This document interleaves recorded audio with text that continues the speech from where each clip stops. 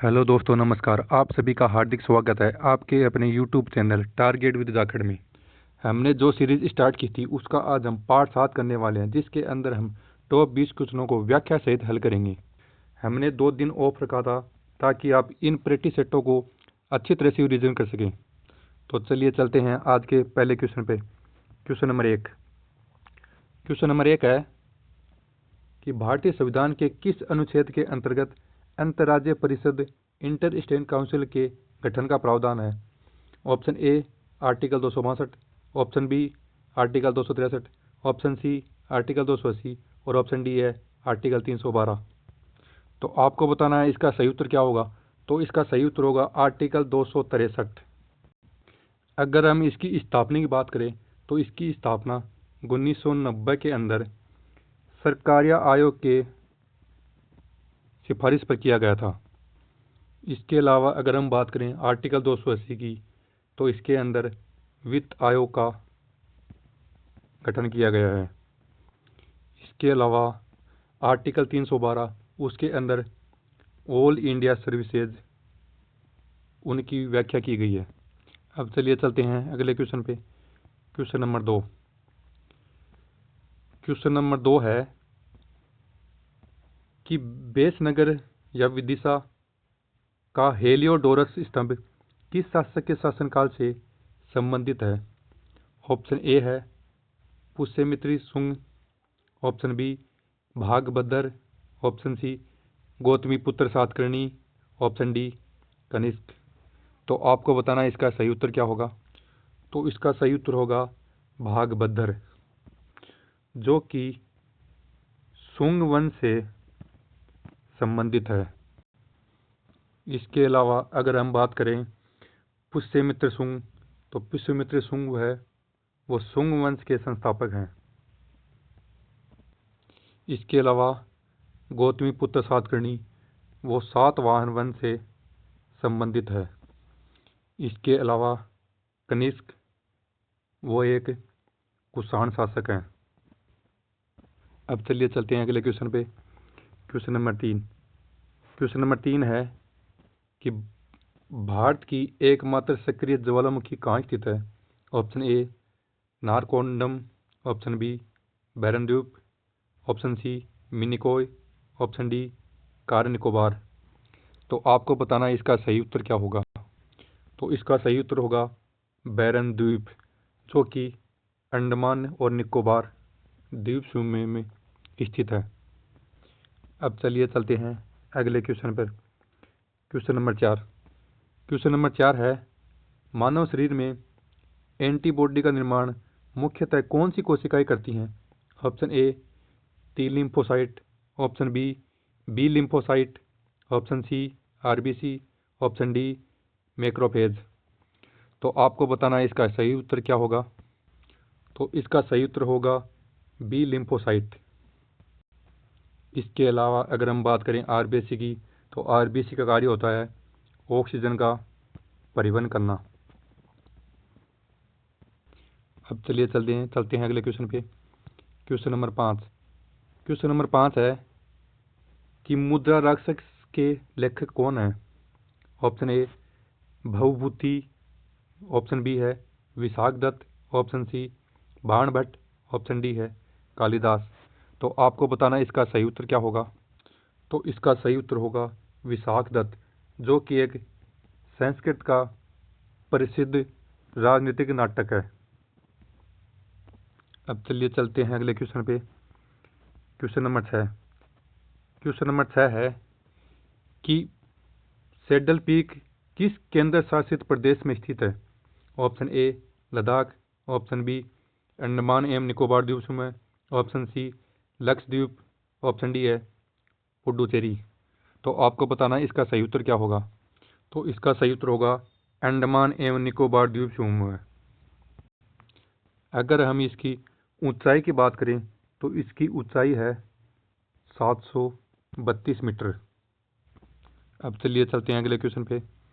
Question number 7 है कि वेपगत सिद्धांत, जिसे डॉक्ट्राइन ऑफ लैप्स के अंतर्गत विलय किए जाने वाला पहला राज्य कौन सा था।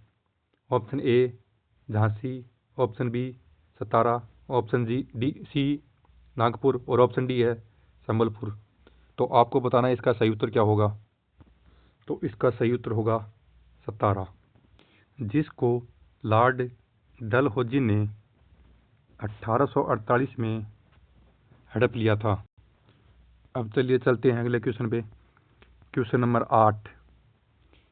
क्वेश्चन नंबर 8 है, निम्नलिखित में से कौन सा यूनेस्को विश्व धरोहर स्थल भारत में सबसे पहले 1983 में सूचीबद्ध हुआ। ऑप्शन ए कोणार्क का सूर्य मंदिर, ऑप्शन बी अजंता गुफाएं, ऑप्शन सी हम्पी और ऑप्शन डी है कुतुब मीनार। तो इसका सही उत्तर होगा अजंता गुफाएं, जिसको 1983 के अंदर यूनेस्को में शामिल किया गया था। इसके अलावा अगर हम बात करें सूर्य मंदिर, कोणार्क का सूर्य जो मंदिर है उसको 1984 के अंदर यूनेस्को में शामिल किया गया था। इसके अलावा अगर हम बात करें कुतुब मीनार की, तो इसे 1993 के अंदर यूनेस्को में शामिल किया गया था। सभी स्टूडेंट एक बात ध्यान देंगे कि हमने जो पिछला प्रैक्टिस सेट किया था उसके अंदर हमने कुतुब मीनार को 1983 बता दिया था, तो वो 1983 की जगह 1993 है, तो आप उसे करेक्ट कर लेंगे। अब चलिए चलते हैं अगले क्वेश्चन पे। Question number 9। क्वेश्चन नंबर 9 है, भारत का सबसे बड़ा खारे पानी का लेगून कौन सा है। Option A Pulicat, option B Chilika, option C Vembanad और ऑप्शन डी है सांबर। तो इसका सही उत्तर होगा चिल्का। इसके अलावा अगर हम बात करें पुलिकट की, तो इसको सेकंड स्थान पर लेगून में शामिल किया गया था।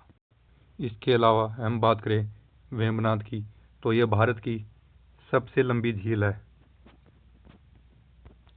अब चलिए चलते हैं अगले क्वेश्चन पे। Question number 10। क्वेश्चन नंबर 10 है कि आईने अकबरी किस ग्रंथ का भाग है।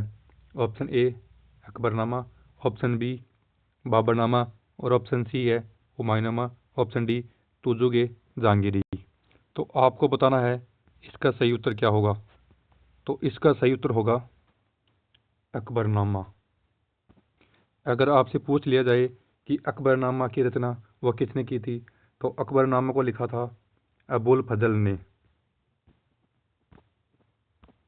इसके अलावा अगर हम बात करें बाबरनामा, तो ये बाबर की आत्मकथा है जिसको बाबर ने खुद लिखा था। तथा अगर हम बात करें हुमायूंनामा की, तो हुमायूंनामा गुलबदन बेगम ने लिखा था। इसके अलावा तुजुक-ए जहांगीरी जो कि जहांगीर की आत्मकथा है। अब चलिए चलते हैं अगले क्वेश्चन पे। Question number 11। क्वेश्चन नंबर 11 है कि भारतीय संविधान में लोक सेवा आयोग का उल्लेख किस भाग में है। ऑप्शन ए भाग 12, ऑप्शन बी है भाग 14, ऑप्शन सी भाग 15 और ऑप्शन डी है भाग 16। तो इसका सही उत्तर होगा भाग 14। अगर हम इसके आर्टिकल की बात की जाए, तो आर्टिकल है 315 से 323। इसके अलावा अगर हम बात करें भाग 15 की, तो इसके अंदर निर्वाचन आयोग का गठन दिया गया है। अब चलिए चलते हैं अगले क्वेश्चन पे। Question number 12। सुपर कंडक्टर का विद्युत प्रतिरोध कितना होता है। ऑप्शन ए बहुत अधिक, ऑप्शन बी शून्य, ऑप्शन सी कम, ऑप्शन डी अनंत। तो आपको बताना है इसका सही उत्तर क्या होगा। तो इसका सही उत्तर होगा ऑप्शन बी शून्य। अब चलते हैं अगले क्वेश्चन पे। Question number 13। क्वेश्चन नंबर 13 है कि रानी की वाव किस राज्य में स्थित है। Option A Rajasthan, option B Gujarat, option C Madhya Pradesh और ऑप्शन डी है महाराष्ट्र। तो आपको बताना है इसका सही उत्तर क्या होगा। तो इसका सही उत्तर होगा गुजरात। इसके अलावा रानी की वाव है उसे 2014 में यूनेस्को में शामिल किया गया है। इसके अलावा रानी की वाव है वो 100 रुपये के नोट पर भी अंकित है। अब चलते हैं अगले क्वेश्चन पे। Question number 14। क्वेश्चन नंबर 14 है कि स्वदेशी आंदोलन का तत्काल कारण क्या था? Option A Rowlatt Act, option B Bengal विभाजन, option C Simon Commission, option D Cabinet Mission. तो आपको बताना है इसका सही उत्तर क्या होगा। तो इसका सही उत्तर होगा बंगाल विभाजन। बंगाल विभाजन 1905 में हुआ था। उस समय वो वहाँ के वाइसराय थे, वो थे लॉर्ड कर्जन। इसके अलावा अगर हम बात करें रॉलेट एक्ट की तो ये 1919 में लागू हुआ था।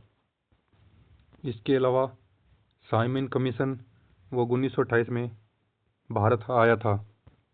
इसके अलावा अगर हम बात करें कैबिनेट मिशन की तो ये 1946 में गठित हुआ था। अब चलिए चलते हैं अगले क्वेश्चन पे। Question number 15। क्वेश्चन नंबर 15 है हर्ष चरित्र के लेखक कौन थे? Option A Dandi, option B Banabhatta, option C Kalhana, option D Bhavabhuti. तो आपको बताना है इसका सही उत्तर क्या होगा। तो इसका सही उत्तर होगा बाणभट्ट, जो कि हर्षवर्धन के दरबारी कवि थे। इसके अलावा अगर हम बात करें कलहण की तो इन्होंने रासतरंगिणी पुस्तक की रचना की थी। अब चलिए चलते हैं अगले क्वेश्चन पे। Question number 16। क्वेश्चन नंबर 16 है भारतीय संविधान की 6ठी अनुसूची किन क्षेत्रों से संबंधित है? Option A Panchayati Raj, option B स्वायत्त जनजातीय क्षेत्र, ऑप्शन सी भाषाएं और ऑप्शन डी है नगरपालिकाएं। तो इसका सही उत्तर होगा ऑप्शन बी स्वायत्त जनजातीय क्षेत्र। इसके अलावा अगर हम बात करें पंचायती राज की जो कि आर्टिकल 73 में स्थित है। इसके अलावा नगर पालिकाएँ वो आर्टिकल 64 से संबंधित है। अब चलिए चलते हैं अगले क्वेश्चन पे। Question number 17। क्वेश्चन नंबर 17 है कि भारत में सबसे अधिक लिग्नाइट किस राज्य में पाया जाता है? Option A Rajasthan, option B Tamil Nadu, option C Gujarat और ऑप्शन डी ओडिशा। तो इसका सही उत्तर होगा तमिलनाडु, जो कि नेवली की खदानों से संबंधित है। अब चलिए चलते हैं अगले क्वेश्चन पे। Question number 18।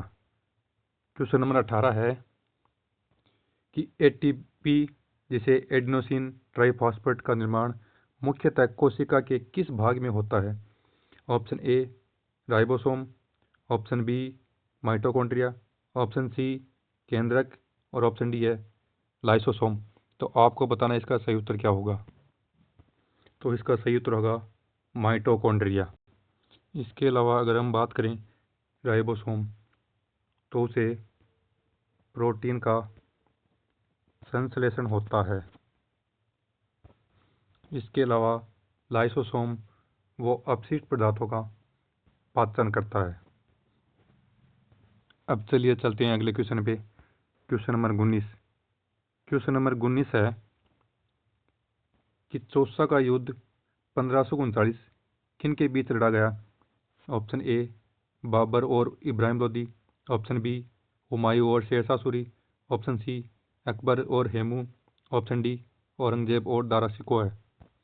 तो इसका सही उत्तर होगा हुमायूं और शेरशाह सूरी। इसके अलावा अगर हम बात करें बाबर और इब्राहिम लोदी तो इनके मध्य पानीपत का प्रथम युद्ध 1526 के अंदर हुआ था, जिसके अंदर बाबर की विजय हुई थी। इसके अलावा पानीपत का दूसरा युद्ध है वो अकबर और हुमायूं के बीच हुआ था, जिसमें अकबर विजय हुआ था। अगर हम बात करें औरंगजेब और दारा शिकोह की तो इनके मध्य सामूगढ़ का युद्ध हुआ था, जो कि 1658 में हुआ था। अब चलिए चलते हैं अगले क्वेश्चन। क्वेश्चन नंबर 20 जो कि हमारा आज का अंतिम क्वेश्चन है।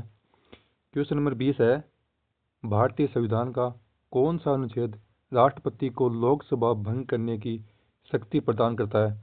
ऑप्शन ए अनुच्छेद 74, ऑप्शन बी अनुच्छेद 83, ऑप्शन सी अनुच्छेद 85 और ऑप्शन डी है अनुच्छेद 123।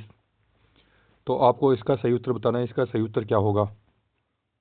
तो इसका सही उत्तर होगा अनुच्छेद 85। इसके अलावा अगर हम बात करें अनुच्छेद 123 की, तो ये राष्ट्रपति के अध्यादेश से संबंधित है। आपको ये क्लास कैसी लगी कमेंट में ज़रूर बताना। सभी को जय हिंद, जय भारत। मिलते हैं अगली क्लास में।